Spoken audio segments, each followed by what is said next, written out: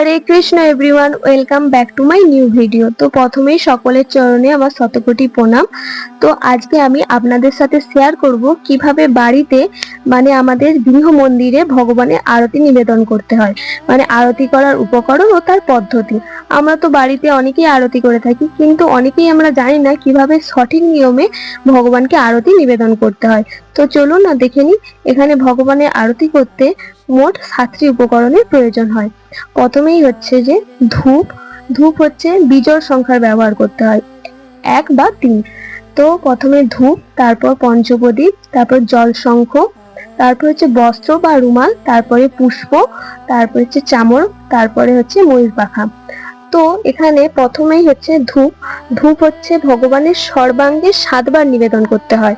প্রদীপ হচ্ছে ভগবানের পাদপদ্মে 4 বার, নাভিতে 2 বার, মুখমণ্ডলে 3 বার, সর্বাঙ্গে 7 বার। জল শঙ্খ হচ্ছে ভগবানের শীর্ষদেশে 3 বার, সর্বাঙ্গে 7 বার। রুমাল আর বস্ত্র, রুমাল বা বস্ত্র ভগবানের সর্বাঙ্গে 7 বার। পুষ্প হচ্ছে ভগবানের সর্বাঙ্গে 7 বার। আর চামর পাখা সময় অনুসারে সুন্দরভাবে আপনার যতক্ষণ ইচ্ছা আপনি করতে পারেন। ভজন আরতির যে ভজন কীর্তন, তার সময় অনুযায়ী আপনি কত টাইমের মধ্যে আরতি শেষ করতে চান, সেই সময় অনুযায়ী আপনার ভাব অনুযায়ী আপনি চামর করতে পারেন। এরপর হচ্ছে ময়ূর পাখা। ময়ূর পাখা হচ্ছে শীতকালে ভগবানকে ময়ূর পাখা নিবেদন করা যায় না, তো শীতকাল বাদ দিয়ে আপনি যে কোনো ঋতুতে ভগবানকে ময়ূর পাখা সবসময় আরতির পর নিবেদন করতে পারেন।